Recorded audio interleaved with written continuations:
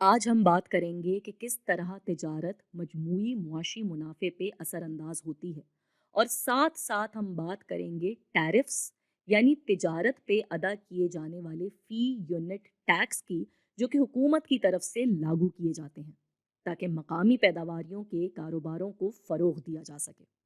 मगर कभी कभी इसका मकसद सिर्फ हुकूमत के लिए मुआशी फ़ायदा लाना भी हो सकता है।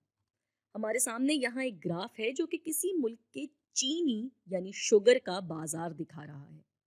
हम अभी के लिए ये तसव्वुर कर रहे हैं कि ये मुल्क किसी और मुल्क से तिजारत नहीं करता। हमारे सामने इसकी मांग, फराहमी, कीमत और मिकदार तवाज़ुन मौजूद है।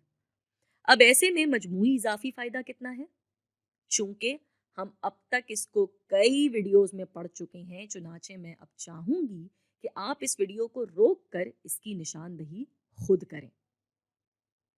बिल्कुल ठीक, ये वाला हिस्सा हुआ सारिफ का इजाफी फायदा, कीमत की लकीर के ऊपर और मांग के कर्व की लकीर के नीचे।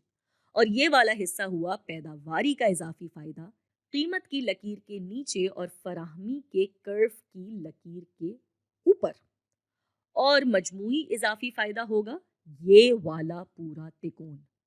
अब तसव्वुर करते हैं कि ये वाला बाजार दुनिया के लिए खुल जाता है, और ये भी तसव्वुर करते हैं कि ऐसा करने से इसकी कीमतों पे कोई फर्क नहीं पड़ता, क्योंकि दुनिया भर का बाजार बहुत बड़ा है और इस मुल्क का बाजार छोटा सा। मिसाल लेते हैं कि दुनिया भर में चीनी की कीमत चल रही है 1 रुपये 50 पैसे, यानी इधर। अब यहाँ पे इसकी मांग के कर्व से टक्कर हो रही है इधर। अब ऐसे में सारिफ का इजाफी फायदा कितना होगा? जी, ये वाला पूरा हिस्सा अब हो जाएगा मजमूई इजाफी फायदा। लेकिन यहाँ हम गौर से देखें तो इस बाजार में पैदावारी का इजाफी फायदा घट के बहुत बहुत कम हो गया है और अब सिर्फ इतना सा रह गया है। हाँ, मगर मजमूई इजाफी फायदा बढ़कर इतना हो गया है। तो किताबी नज़रिए से जब दुनिया के लिए बाजार खोला जाता है यानी तिजारत की जाती है, तो मजमूई इजाफी फ़ायदे में बढ़ावा आता है।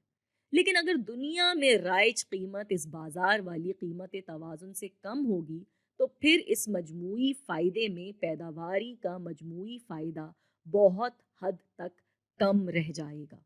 अब तसव्वुर करते हैं कि हुकूमत तब्दील हो जाती है और ऐसे लोगों की आ जाती है जिनकी चीनी के पैदावारियों से बहुत दोस्ती है, जिसकी वजह से वो आते ही चीनी की तिजारत पे टैरिफ या वही तिजारत पे लगने वाला फी यूनिट टैक्स लागू कर देते हैं, जो कि है 0.50 फी पौंड।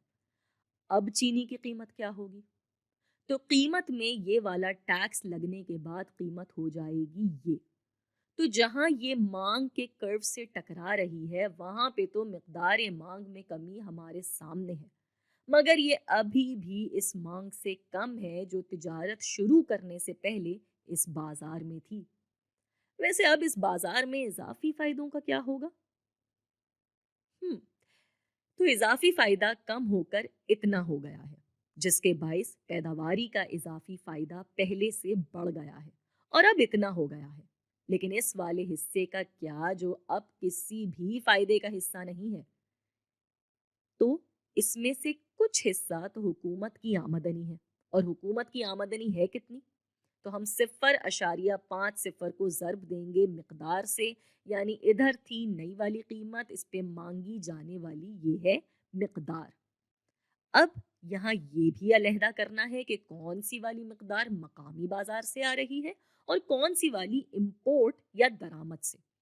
तो ये फराहमी के कर्व के हिस्से तक वाली मिकदार तो आ रही है मकामी पैदावार से।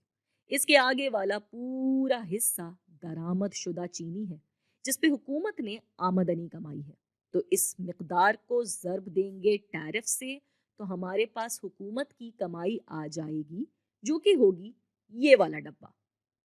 और अब ये वाला और ये वाला हिस्सा है हमारा डेड वेट लॉस या पूरे का पूरा नुकसान।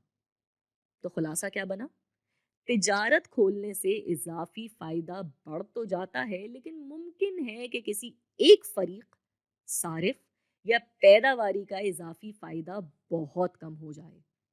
ایسے میں جب حکومت ٹیرف لگاتی ہے تو بہت سا معاشی فائدہ کم ہو جاتا ہے، جس میں سے کچھ تو حکومت کے پاس چلا جاتا ہے اور کچھ ضائع ہو جاتا ہے۔ ایک اور صورت بھی ہوتی ہے جس میں حکومت کوٹا لگا دیتی ہے، یعنی حد مقرر کر دیتی ہے کہ اس مقدار کے آگے تجارت نہیں ہوگی۔ میں چاہوں گی کہ اس کا آپ خود اندازہ کریں کہ کوٹا لگنے سے مجموعی اضافی فائدے اور صارف اور پیداواری کے اضافی فائدے پہ کیا اثر پڑے گا۔